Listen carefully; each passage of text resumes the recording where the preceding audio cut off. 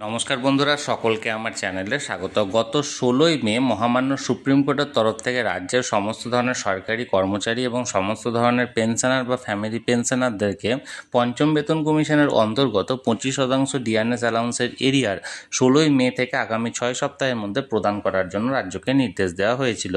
এবং এই নির্দেশের পর এই মুহূর্তে একটি অত্যন্ত ভালো খবর এই 25% ডিআরএস অ্যালাউন্সের এরিয়ার প্রদান নিয়ে উঠে এসেছে। কি সেই খবরে কি বলা হয়েছে সকল কিছু আজকের ভিডিওতে বিস্তারিতভাবে আলোচনা করব।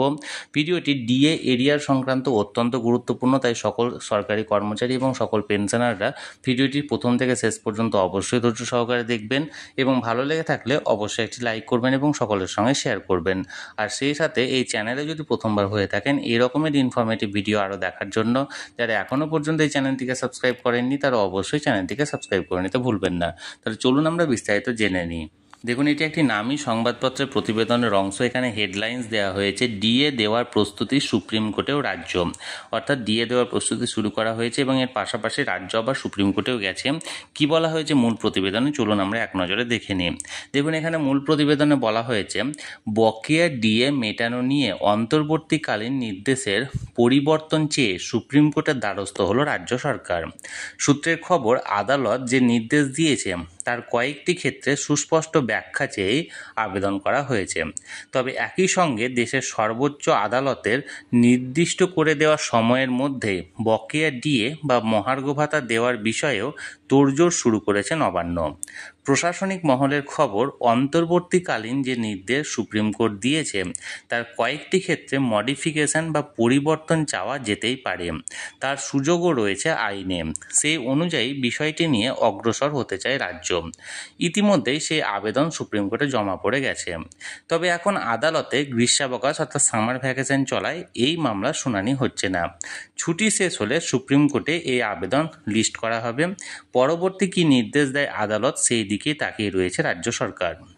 দেখুন, সুপ্রিম কোর্ট গত 16ই মে নির্দেশ দিয়েছিল 4 সপ্তাহের মধ্যে বিজ্ঞপ্তি প্রকাশ করে 6 সপ্তাহের মধ্যে রাজ্যের সরকারি কর্মীদের বকেয়া 25% ডিএ মিটিয়ে দেওয়ার কথা।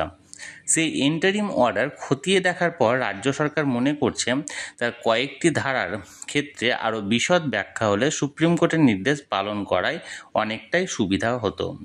এরপরই অন্তর্বর্তীকালের নির্দেশে মডিফিকেশন চেয়ে আদালতে যাওয়ার সিদ্ধান্ত হয়েছে। নবান্নের সূত্রে জানা গেছে রাজ্য সরকার মনে করছে মূল মামলা যেমন চলছে তেমনই চলবে। অন্তর্বর্তীকালীন নির্দেশও ফের পর্যালোচনার জন্য আবেদন জানানো হচ্ছে না, অর্থাৎ রিভিউ পিটিশন দাখিল না করে সুপ্রিম কোর্টের কাছে শুধু এই নির্দেশের কিছু পরিবর্তন বা মডিফিকেশন চেয়ে আবেদন করা যেতে পারে। সেই হিসাবেই পদক্ষেপ করা হয়েছে। কোন ভিত্তিতে কতটা বকেয়ার উপর নির্দিষ্ট কত দিনের বকেয়ার উপর এই 25% হিসাব করা হবে, এমন একাধিক প্রশ্নের উত্তর পেতে রাজ্য সরকার সুপ্রিম কোর্টে মডিফিকেশন চাইছে বলে মনে করা হচ্ছে। বিষয়টি নিয়ে প্রশাসনের কেউই মন্তব্য করতে রাজি না হলেও সূত্রের খবর, আইনজীবীদের সঙ্গে দীর্ঘ আলোচনা ও আইনের চুলচেরা বিশ্লেষণের পরেই সুপ্রিম কোর্টে আবেদন করা হয়েছে। আইনজীবী মহলের একাংশের মতে অন্তর্বর্তীকালীন আদেশ বা নির্দেশ, বিশেষ করে ডিএ প্রসঙ্গে নির্দিষ্ট পরিস্থিতিতে আদালত চাইলে সংশোধন বা বাতিল করতেই পারে, তবে তা একাধিক বিষয়ের উপর নির্ভর করছে। একই সঙ্গে তারা এও জানাচ্ছেন অন্তর্বর্তীকালীন আদেশ বা নির্দেশ সাধারণত অস্থায়ী এবং মূল মামলাটি বিচারাধীন থাকাকালীন একটি তাৎক্ষণিক বিষয় বা চাহিদা পূরণের জন্য দেওয়া হয়ে থাকে। এক্ষেত্রে বকেয়া ডিএর 25% নিয়ে কিছুটা অস্পষ্ট রয়েছে বলে মনে করছে নবান্ন। তবে যেহেতু সুপ্রিম কোর্টে গ্রীষ্মাবকাশের পর জুলাই মাসে খুলবে, তাই যে নির্দেশ দেওয়া হয়েছে তা পালন করা হবে বলে খবর। সেক্ষেত্রে রাজ্য সরকারি কর্মীদের 25% হিসাব করে কিভাবে বকেয়া ডিএ মেটানো হবে তা নিয়েও চলছে প্রস্তুতি।